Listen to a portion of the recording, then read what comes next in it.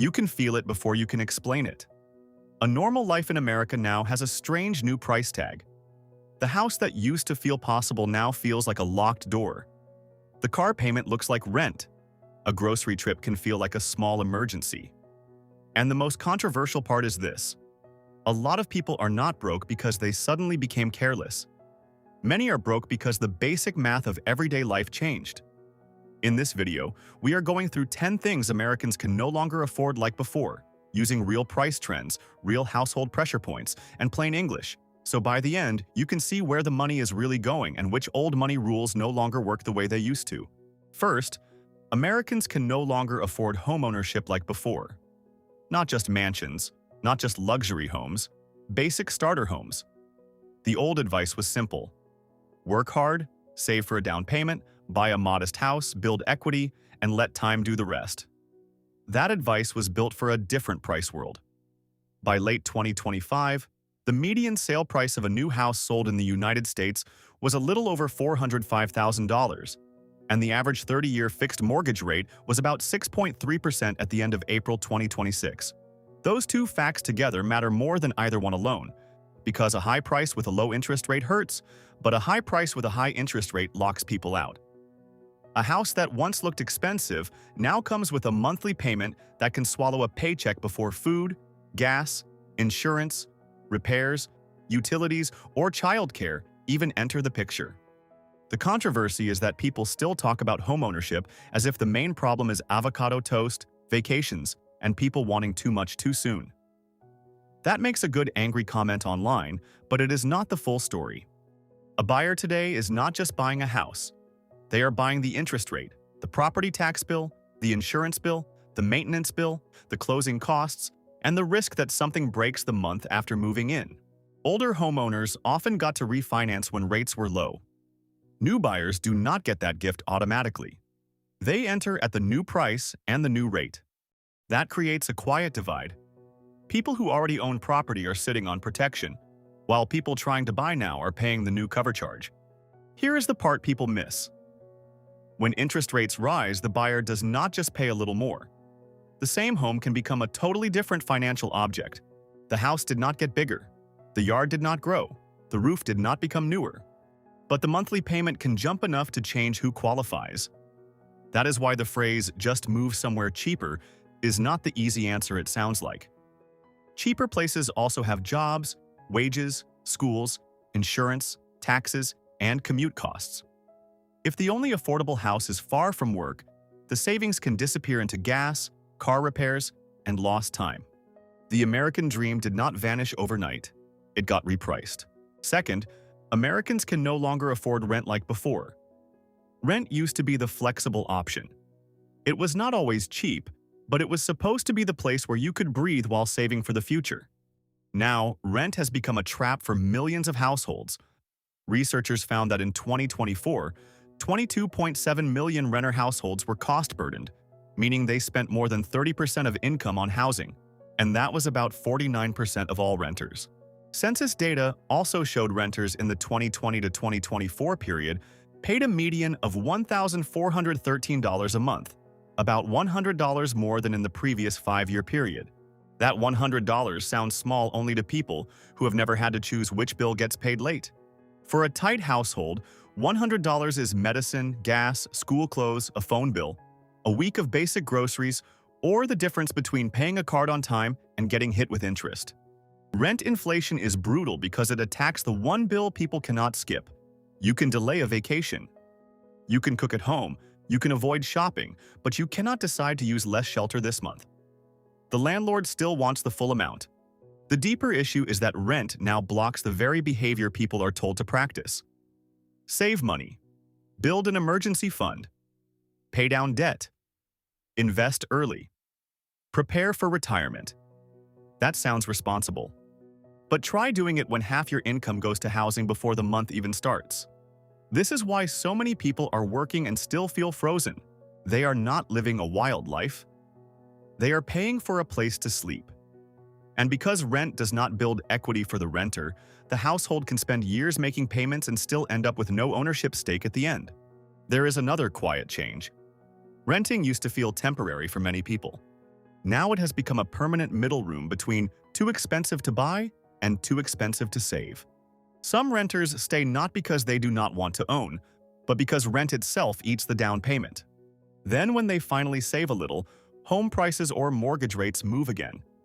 It is like walking up a down escalator while someone keeps speeding it up. Third, Americans can no longer afford cars like before. The old car story was simple. Buy a reliable used car, make a manageable payment, keep it running, and use it to get to work. Now the car market feels like a luxury market wearing work boots.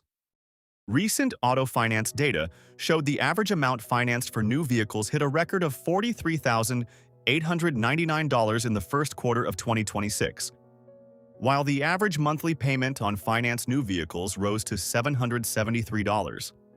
About 1 in 5 financed new vehicle buyers took on payments of at least $1,000 a month. A $1,000 car payment used to sound like something only a show-off would accept. Now it can show up because trucks, family SUVs, interest rates, insurance, taxes, and long loan terms all collide. The controversial truth is that the car industry learned something powerful. People do not shop mainly by total price. They shop by monthly payment. So the payment gets stretched. The loan gets longer. The buyer tells themselves they can handle it. But a longer loan can mean staying underwater longer, owing more than the car is worth, and having less room when life changes. The car itself is not the only problem. Insurance, maintenance, repairs, and parts have also changed the math. Modern vehicles are full of sensors, cameras, screens, and advanced parts. That can make them safer and more comfortable, but it can also make a small accident expensive. A bumper is no longer just a bumper when it holds sensors. A windshield is no longer just glass when it talks to safety systems. A side mirror can cost more than an old used car repair used to cost. So people pay more to buy the car, more to insure it, and often more to fix it. And here is the painful irony. In much of America, a car is not a luxury. It is the ticket to having a job. Public transit is not realistic for many workers. If your car dies, your income can die with it.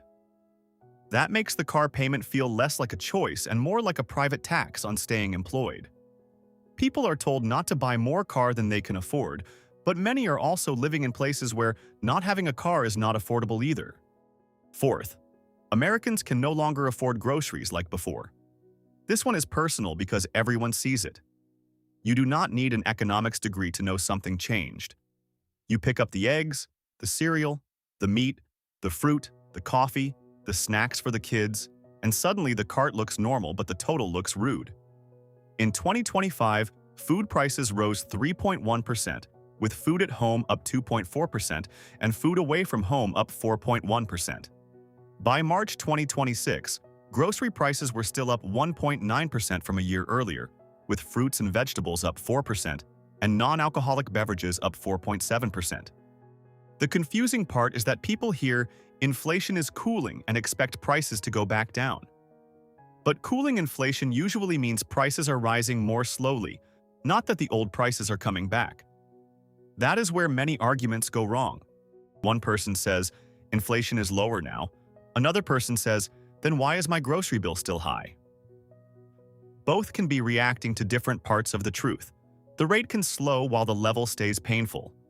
Your paycheck does not care that the increase is smaller than last year if the total is still too high. Groceries also changed in ways that are hard to notice. Sometimes the price goes up, sometimes the package gets smaller, sometimes the deal requires an app, a membership account, a digital coupon, or buying more than you wanted.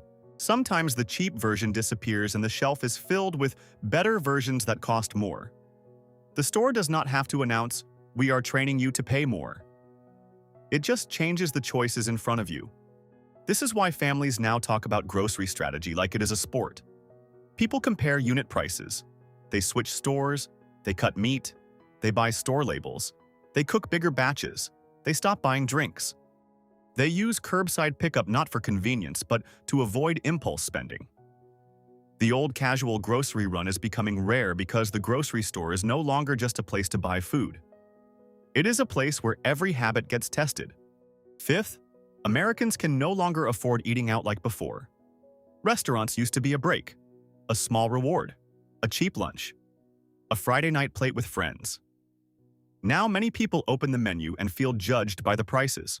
Food away from home rose faster than groceries in 2025, and travel price data showed food away from home was still up 3.8% year-over-year in March 2026.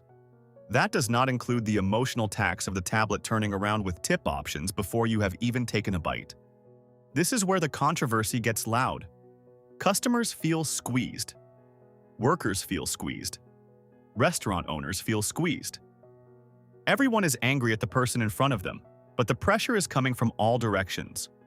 Rent, wages, food costs, card fees, delivery platforms, insurance, utilities, and customers who are tired of paying more. The result is a meal that used to feel simple now feels like a negotiation. Do you tip on the full amount, before tax or after tax? Do you tip for counter service? Do you tip for pickup? Do you pay the service charge and still tip? Nobody wants to look cheap, but many people are quietly exhausted. Delivery is even more dangerous because it hides the pain in layers. The menu price may be higher than in the restaurant. Then comes a delivery fee, then a service fee, then taxes, then a tip, then maybe a small order fee.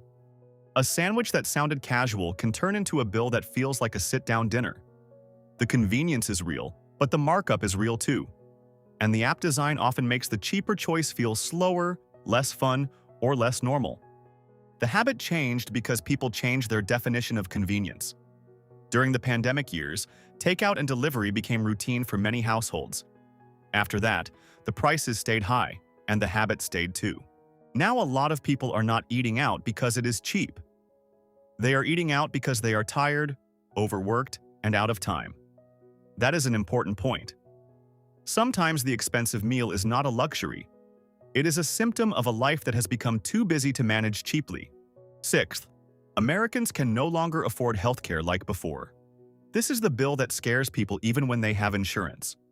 In 2025, annual premiums for employer-sponsored family health coverage reached $26,993, with workers contributing $6,850 on average toward family coverage. The average deductible among covered workers in plans with a general annual deductible was $1,886 for single coverage. Medical care prices also rose 3.2% in 2025, and hospital and related services rose 6.7%, the largest December-to-December increase for that category since 2010. The old belief was that a decent job meant decent health security. For many people, that belief is cracked. A worker may have insurance and still avoid care because the deductible is too high. A parent may pay premiums every paycheck and still panic when a child needs a specialist. A family may be insured on paper but one emergency away from debt. That is why the phrase, "at least you have insurance," can sound insulting. Insurance can protect you from total disaster and still leave you unable to afford normal care. The most controversial part is that healthcare is not priced like an ordinary product. You usually do not know the real cost before you need it. You do not comparison shop from the back of an ambulance. You do not negotiate while you are sick. You do not always know which doctor is in network, which lab is covered, or which bill will arrive 3 months later. In most markets, the buyer sees the price and decides. In healthcare, the price often arrives after the decision has already been made. This changes behavior in quiet ways. People stretch prescriptions. They delay dental work. They ignore pain. They choose urgent care instead of the emergency room and hope they guessed correctly. They stay in jobs they dislike because the insurance is too risky to lose. That is not freedom. That is a benefits leash. And it means healthcare is not just a medical issue. It is a labor issue, a family issue, and a fear issue. Seventh, Americans can no longer afford childcare like before. This might be the most brutal cost because it hits families exactly when they are already financially weak. Early career, new baby, little sleep, no time, and usually not enough savings. A national child care analysis found that the average price of childcare in 2024 was $13,128, and that cost represented about 10% of a married couple with children's median income, but 35% of a single parent with children's median income. Another Care Marketplace report listed average posted weekly costs in 2026 at $870 for a nanny, $332 for daycare, $323 for a family care center, and $175 for a babysitter. Here is the part people do not say plainly enough. Childcare can cancel out a second income. A parent may go back to work and realize most of the paycheck is going straight to care. Then society judges them either way. If they stay home, people ask why they are not working. If they work, people ask why they are paying so much for someone else to watch the child. There is no easy answer because the math is ugly on both sides. Childcare is expensive for real reasons too. It is labor-heavy. Children need attention. Staff-to-child ratios matter. Safety matters. Facilities cost money. Insurance costs money. Good workers deserve pay. But families still cannot magically absorb the bill. So the system creates a fight between affordability for parents and livable wages for caregivers.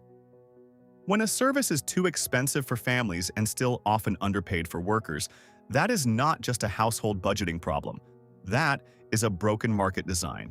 Behind many birth rate debates, marriage debates, and why are young people delaying kids arguments, childcare is sitting there like a giant unpaid invoice. People may want children, but wanting children and affording children are not the same sentence anymore.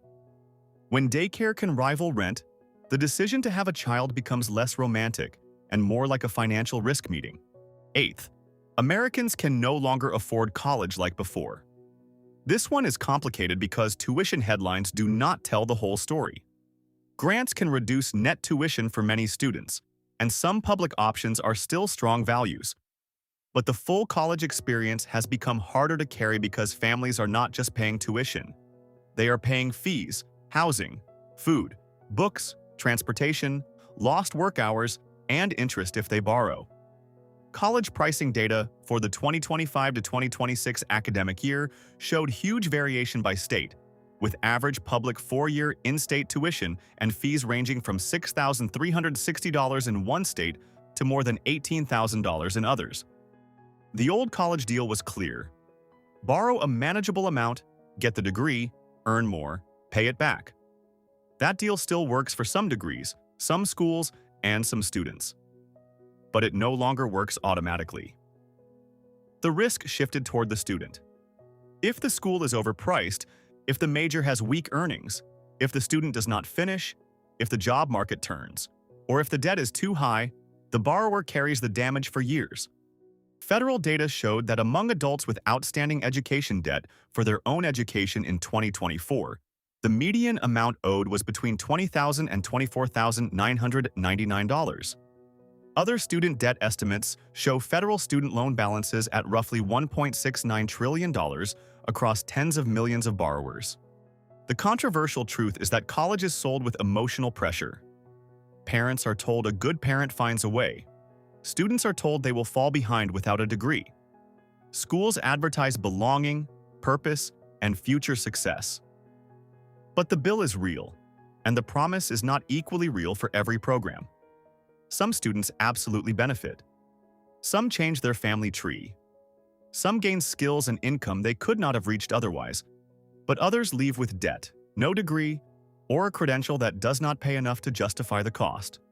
That means the new smart question is not, is college worth it? The smart question is, which college, at what net price, for which program, with what completion odds, leading to what job market? That sounds less inspiring, but it is more honest. The old dream was to get in. The new challenge is to get out without a financial wound. Ninth, Americans can no longer afford utilities and basic household bills like before. Electricity, gas, internet, phone service, trash fees, water bills, and insurance do not feel exciting, but they can quietly drain a household. In March 2026, energy prices were up 12.5% over the previous 12 months. Gasoline was up 18.9%, electricity was up 4.6%, and natural gas was up 6.4%. Energy data also showed average residential electricity prices in early 2026, above the year-to-date levels of the prior 2 years. This is where budgets get sneaky. A household may think, we did not buy anything big this month. But the fixed bills rose anyway. The power bill rose. The phone plan renewed. The internet promotion ended. The insurance premium changed. The water bill had a fee. The trash bill added something. A small increase in 5 different bills can feel like one invisible pay cut. Nobody throws a party, nobody brings home a shopping bag, but the money is gone. Utilities are also hard to cut because modern life runs through them. People tell families to use less electricity, and that can help. But there is a floor. You need heating or cooling. You need refrigeration. You need lights. You need a phone. Many workers need internet. Students need internet. Job applications need internet. Banking needs internet. Even coupons and school messages often need apps. The basic cost of being connected is now part of survival, not a fancy add-on. The uncomfortable part is that the cheapest life often takes the most time. Cooking at home saves money but uses time and energy. Line drying clothes saves money but requires space and weather. Driving to a cheaper store saves money but uses gas. Calling to negotiate bills saves money but takes patience and hours. Being poor or squeezed is not just expensive, it is administratively exhausting. You spend your life fighting small leaks. 10th, Americans can no longer afford fun like before. Vacations, concerts, sports, movies, weekend trips, birthday outings, and even small subscriptions have all become easier to sell and harder to justify. Travel price data showed gas prices up 19.2% year over year in March 2026, airline fares up 14.9%, and hotel prices up 2.1%. Entertainment has also changed over the long run. From 2000 to 2025, prices for admission to sporting events rose 123%, while prices for movies, theater, and concerts rose 105%. This matters because fun is not stupid. People need memories. Families need breaks. Kids remember trips, games, and birthdays. Couples need nights out. Friends need time together. A life of only bills and work can break people down. But fun has been repriced as premium. The cheap seats are not always cheap. The ticket is not the whole price. There are fees, parking, food, drinks, transportation, lodging, and sometimes dynamic pricing that makes the cost move like a stock chart. Vacations used to be planned around destination and time off. Now many families plan around fees. Baggage fees, seat fees, resort fees, cleaning fees, booking fees, convenience fees, parking fees, early check-in fees, late checkout fees. The listed price gets you interested, and the real price appears later. That is not an accident. Modern pricing often separates the emotional decision from the full cost. By the time the full total appears, you have already pictured the trip. Subscriptions are the smaller version of the same story. One subscription does not ruin a budget. But 10 little subscriptions can act like termites. They are quiet. They renew while you sleep. They feel too small to worry about one at a time. And many companies know cancellation friction matters. A federal rule that would have required cancellation to be as easy as sign-up was blocked by an appeals court in 2025, after it was challenged over rulemaking procedures. Whatever someone thinks about regulation, the fact that this became a national fight says something important. Recurring charges are valuable because forgetting is profitable. The deeper issue is that Americans are being asked to rent more parts of life. Rent the home. Finance the car. Subscribe to entertainment. Pay monthly for software. Pay monthly for storage. Pay monthly for fitness. Pay monthly for delivery perks. Pay monthly for safety features. Pay monthly for convenience. Ownership becomes rarer, and recurring payments become normal. The result is a life that looks comfortable from the outside, but has dozens of small claims on tomorrow's paycheck. Now step back and look at the pattern. Housing takes more. Transportation takes more. Food takes more. Healthcare takes more. Childcare takes more. Education takes more. Utilities take more. Fun takes more. And many of these costs are not optional in any real sense. People can cut back, switch brands, cook more, drive less, negotiate bills, and delay purchases, but there is a limit to how much personal discipline can solve a structural price problem. That is the argument people do not want to have. Budgeting helps. But budgeting cannot turn a $400,000 house into a $200,000 house. It cannot turn a $700 car payment into a $200 payment without changing the car market. It cannot make childcare cheap while also paying caregivers well. It cannot make a hospital bill transparent after the fact. This does not mean everyone is helpless. It means the old rules need updates. The old rule said buy the house as soon as you can. The new rule says do not buy a house if the full monthly cost will make you house poor. The old rule said a new car is normal. The new rule says a long car loan can be a wealth trap. The old rule said eating out is just a small treat. The new rule says delivery and tips can turn a treat into a budget leak. The old rule said college is always worth it. The new rule says price, program, completion, and earnings matter. The old rule said subscriptions are harmless. The new rule says recurring payments are designed to hide from your attention. The biggest takeaway is not that Americans should stop wanting things. It is that normal things now require more strategy than before. A normal home, a normal car, a normal family, a normal doctor visit, a normal grocery run, a normal birthday dinner. These should not feel like luxury goods, but for many people they increasingly do. And that is why so much of the country feels angry, even when the official numbers say the economy is growing. Growth does not feel like growth when your personal margin is gone. So the next time someone says Americans are struggling only because they are lazy, spoiled, or bad with money, remember the real list. Homeownership got harder, rent got heavier, cars got bigger in price and longer in debt. Groceries stayed high. Eating out became a layered bill. Healthcare stayed scary even with insurance. Childcare became a second rent. College became a risk calculation. Utilities and household bills kept creeping. And fun got sliced into fees, upgrades, and monthly charges.